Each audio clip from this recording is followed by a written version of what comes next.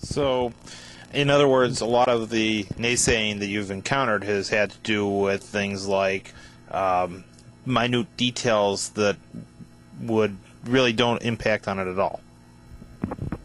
Well, the point is, if they were legitimate in their complaints, they might. But another one, that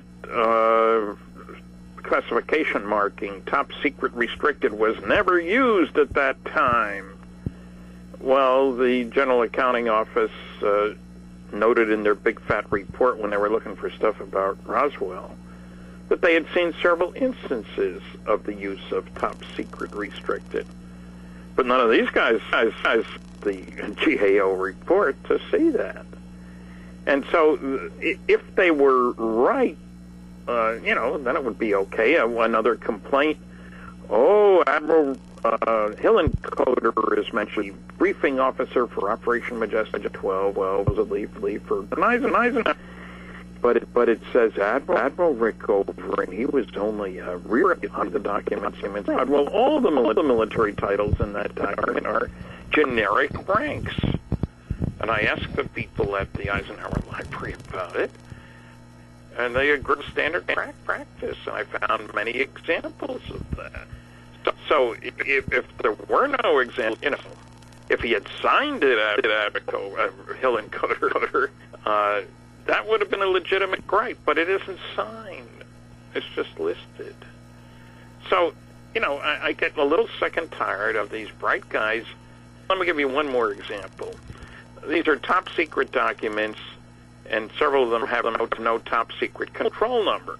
And so the nasty, noisy negativists yell and shriek. They're obviously fraudulent because all top secret documents have to have top secret control numbers. Well, to make a long story short, that's poppycock. And I even have two archivists tell me simply isn't true. They have plenty of top secret documents without code numbers. I'd already published two of them, as a matter of fact. So I do get a little aggravated, if you will, at the people who pretend to be so smart and so knowledgeable that obviously they can tell that these documents are fraudulent when you realize they haven't done their homework. And, this is pre-computers, so there weren't, it was a different world. So you had spoken with Kathy Barton, who was, I believe, if I remember correctly, was Betty Hill's daughter or niece? Niece. And you had spent quite a bit of time working on the book Captured, which documents in exhaustive detail the story of Betty and Barney Hill. Is that correct? Yeah. Kathy did most of the work and gets most of the royalties, I might add. But I'm the heavy. I deal with the star map, and I deal with the nasty, noisy negativists who attack. And, I know Kathy was just in the History Channel program, UFO Hunters, I guess, and she had told them, she mentioned me in their interview with her. They didn't use it. They told her they were going to talk to me. They didn't. What can I say? She did a splendid job on that. She had all the papers, she transcribed all the tapes of the hypnosis sessions. I was the first to publish about the star map work, and so I, got involved in that end of things, and I'm the hatchet man, if you will. Kathy and I will both be speaking on the Queen Mary on April the 28th, Sunday, 7th, for CERO, CERO. It's an abductee support group, and we're both going to be speaking there, and I'll handle the science, and she'll handle the psychology and sociology and all that stuff. Now, is it a small field? Is it a field of the study of UFO history? Is it a small field in which you're, for instance, the fact that they did pretty much completely ignore you on that show, is this a typical kind of thing that you found? Is there a jockeying for position? I found that the producers and directors of television documentaries about UFOs are most of them don't have a high regard for me because they do their own thing and they care, and most people don't understand how these shows are done. I've been on shows where, for example, they have a piece on Bob Lazar and then a piece on me.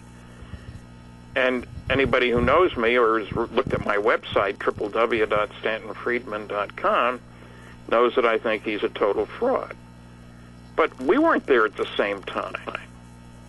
I wasn't there when he was interviewed, and he wasn't there when I was interviewed, so I wasn't able to say, hey, that's not true.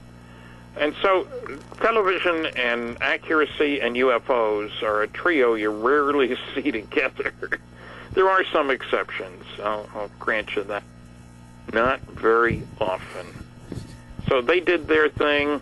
They told Kathy they would be talking to me. They didn't. Maybe they just couldn't afford. I live in Fredericton, New Brunswick, Canada. They were filming her, Lord knows where, New Hampshire maybe, or maybe someplace else. I don't know. Maybe they brought her out to California. I'm not sure. But it doesn't matter. Accuracy, contrary to what people think, television does not have as its first rule, make sure it's correct. Now, they don't want to be sued, and they want to get it done on time and within budget. But accuracy, they don't care. It's like book publishers. They don't want to be sued, Truth? Who cares? As a physicist, I care. But there are plenty of people who don't. Sorry. Well, let's talk about television for a little bit, since we're going to go pretty much off the sheets that I had questions on. The shows that you've been involved with, you've done, I believe you've appeared on Sightings, which is a very popular Fox series, or was a very popular Fox series that covered mostly UFOs, but many other things. There are shows about pretty much specials, the alien autopsy, which you do talk about in Top Secret Magic, which I did read, by the way, cover to cover in preparation for this. So I do. Good for you. Well, and I didn't want to just say. It's available from my website. All of the books are available from the website, which we will put a crawl on. But at any rate, you've been on a number of different TV shows, as I said, including the Alien Autopsy, which was fairly controversial. I remember watching that, sitting there, and for about... Well, you didn't see me. I thought that was real. You?